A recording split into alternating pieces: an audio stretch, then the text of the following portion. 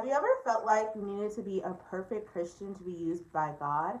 That was what was discussed in today's shred. Hi, my name is Gabrielle, and I am doing the Bible shred, which is where I'm reading the Bible in 30 days. So today we were in Genesis, finishing up where we left off yesterday, and then we also started in Exodus.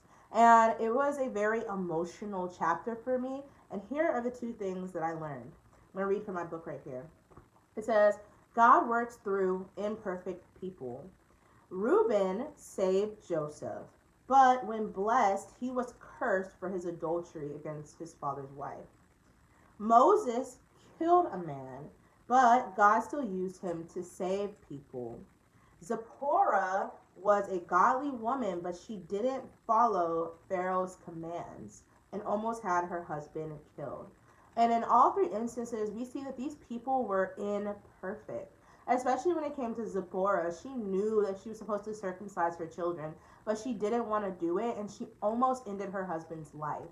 And I just wanted to tell you guys that if you feel like you need to be this perfect person in order for God to use you, just go and look in the Bible in Genesis and Exodus, because he shows over and over that he's faithful and that he's merciful. This really spoke to me as somebody who has been a perfectionist for most of her life. The second thing that was emphasized to me is that sometimes we obey God partially and it hurts us. So I didn't really notice this when I read this story over and over until the shred, but Pharaoh did try to partially obey God. Like, for example, when he had like the plague of the locusts, he tried to stop it by telling Moses that his people could like go out and they could worship in the desert, but it had to only be the men. Then next, after that, he said it could be the women and the children. And then in the final plague, he finally obeyed God. And sometimes we don't do what God says all the way, and we expect him to bless us, and that just doesn't happen.